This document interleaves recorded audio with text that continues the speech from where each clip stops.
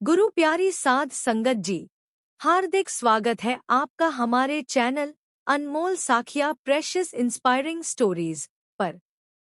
साध संगत जी, आज की कहानी बहुत ही प्रेरणादायक और शिक्षा देने वाली है। इस कहानी से आपको बहुत कुछ सीखने को मिलेगा। यह कहानी उन लोगों के लिए है जो दूसरों से कर्ज तो ले लेते हैं पर उसे वापस नहीं करते। ऐसे लोगों का फिर क्या होता है? क्या उन्हें पिछले जन्म का कर्ज चुकाना पड़ता है? अगर चुकाना पड़ता है तो कैसे? यह कहानी सुनकर आप सब समझ जाएंगे और यह भी जान पड़ेगा कि जो लोग कर्ज वापस नहीं करते उनकी क्या हालत होती है। अब देर न करते हुए आज की कहानी शुरू करते हैं। साध संगत जी, प्राचीन समय की बात है। एक बहुत ही सुंदर और समृद्ध गांव था जिसका नाम था हरियालीपुर। इस गांव में एक धनवान और नेकदिल सेठ रहता था जिसका नाम था हरिश्चंद्र। सेठ हरिश्चंद्र बहुत ही दयालु और ईमानदार व्यक्ति था। वह अपने गांव और आसपास के लोगों को कर्ज देने के लिए जाना जाता था।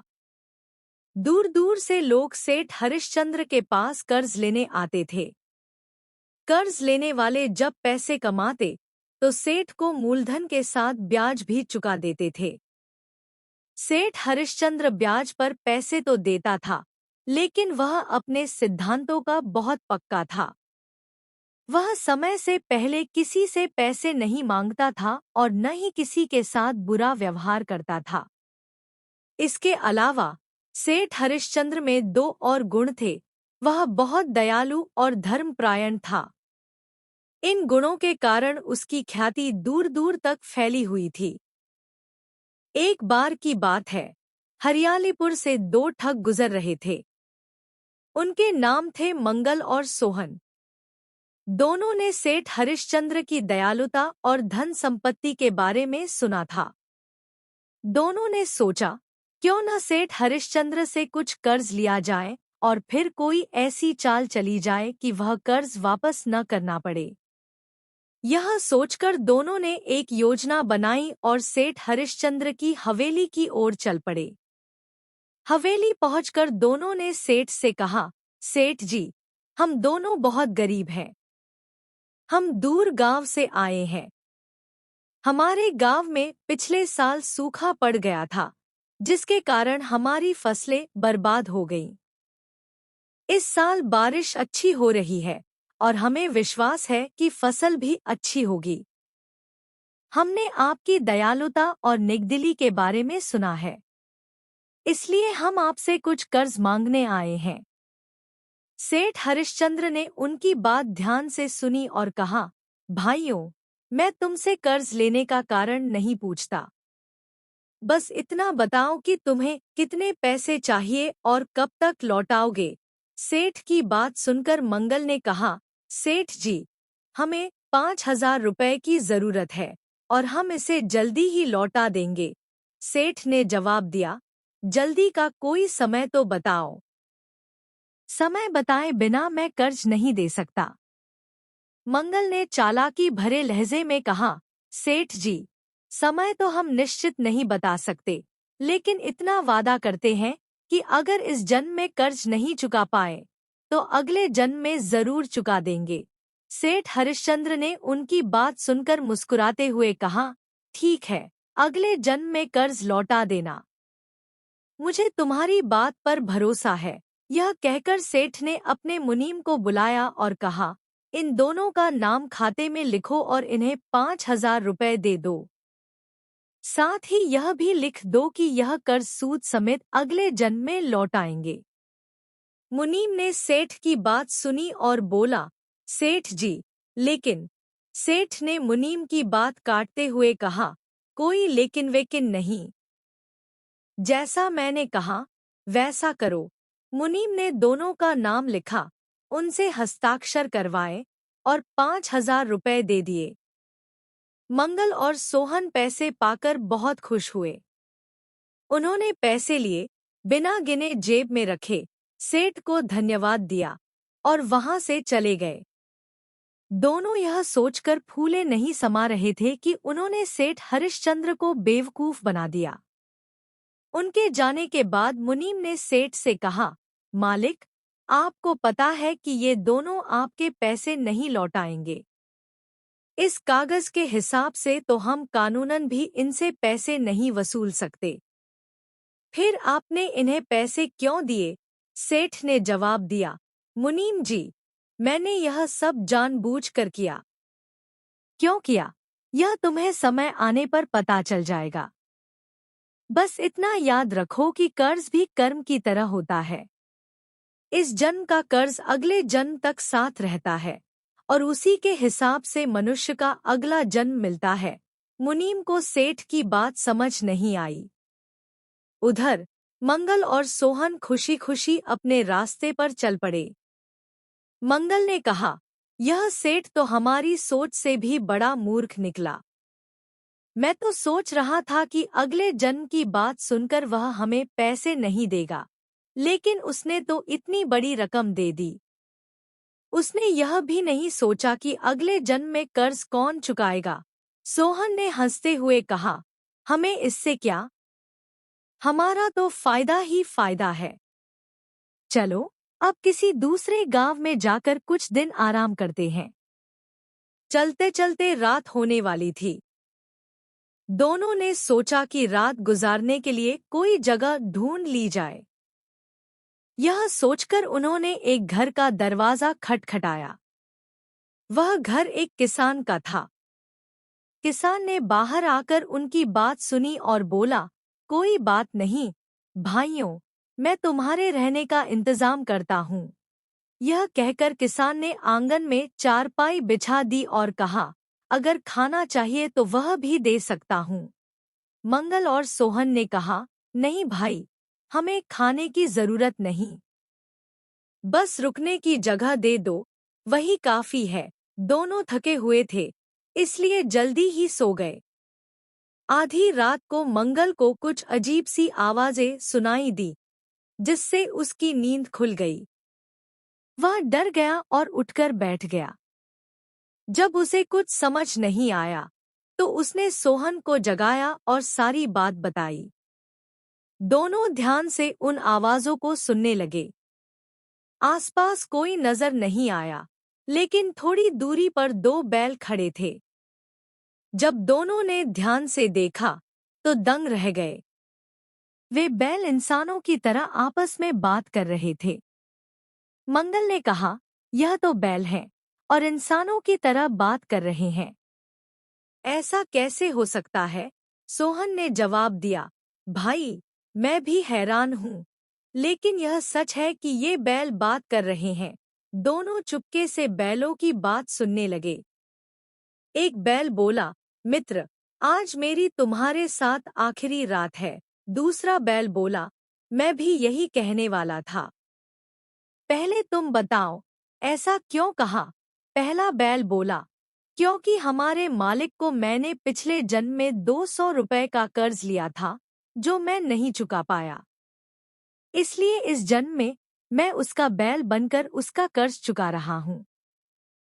कल मेरा कर्ज पूरा हो जाएगा और मेरी मृत्यु हो जाएगी। दूसरा बैल बोला, मेरी भी ऐसी ही कहानी है मित्र, लेकिन तुम खुशकिस्मत हो कि तुम्हारा कर्ज पूरा हो गया और तुम्हें छुटकारा मिल जाएगा। मेरे भाग्य में अभी और दुख हैं। कल एक आदमी आएगा और मुझे छीन कर ले जाएगा। फिर मुझे और दुख सहने पड़ेंगे। पहला बैल बोला, वह आदमी तुम्हें क्यों ले जाएगा?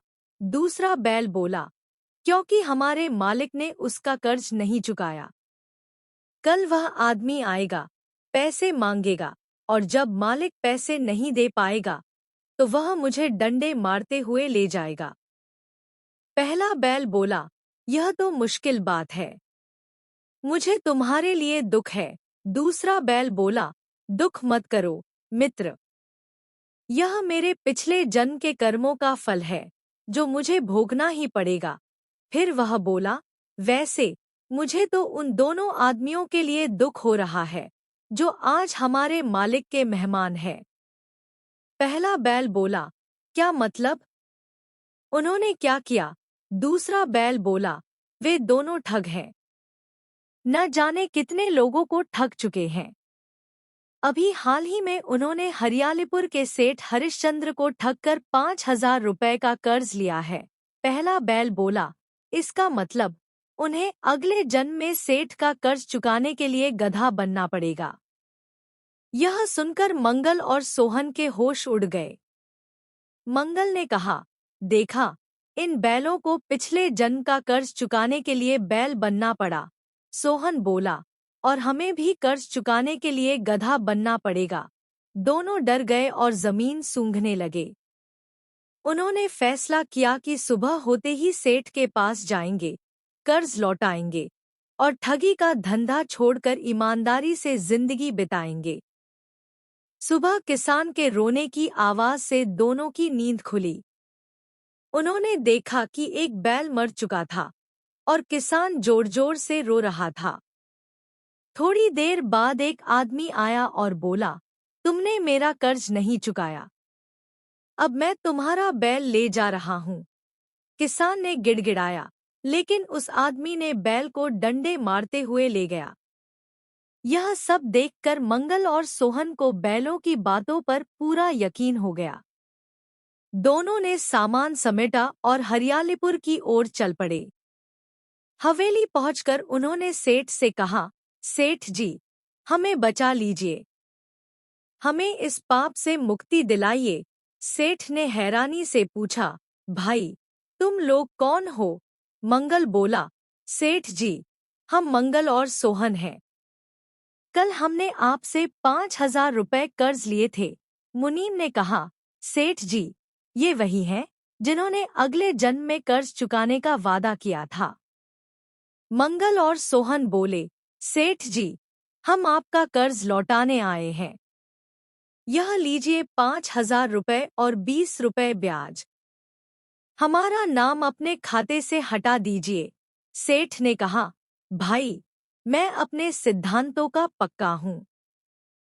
तुमने अगले जन्म में कर्ज लौटाने का वादा किया था, तो मैं इसे अगले जन्म में ही लूंगा। दोनों ने बहुत गिड़गिड़ाया, लेकिन सेठ ने पैसे नहीं लिए और उन्हें घर से निकाल दिया। दुखी मन से दोनों जंगल की ओर चल पड़े। वहां उनकी मुलाकात एक साधु से हुई। साधु को सारी बात बताने पर उन्होंने कहा, बेटा, 1 मील दूर एक गांव है।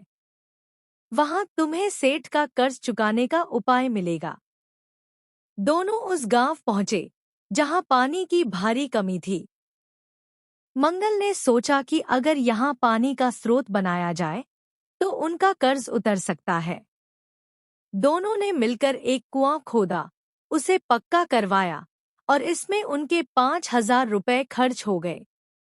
कुएं से पानी निकल आया। मंगल ने सोहन से कहा, अब डंडा लेकर कुएं की रखवाली करो।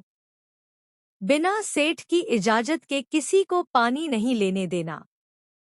जब गांव वालों को कुएं के बारे में पता चला, वे बर्तन लेकर आए। मंगल ने कहा, यह कुआं सेठ हरिश्चंद्र का है। उनकी इजाजत के बिना पानी नहीं दे सकते। गांव वाले सेठ के पास गए और गिड़गिड़ाए। सेठ ने कहा, मैंने कोई कुआं नहीं बनवाया। गांव वालों ने जोर देकर कहा कि सेठ के कहने पर वे पानी दे देंगे। सेठ गांव पहुंचे और मंगल सोहन को देखकर बोले, यह क्या चक्कर है? तुम इसे मेरा कुआं क्यों बता रहे हो? मंगल ने कहा, सेठ जी, यह कुआं आपके 5,000 रुपए से बना है।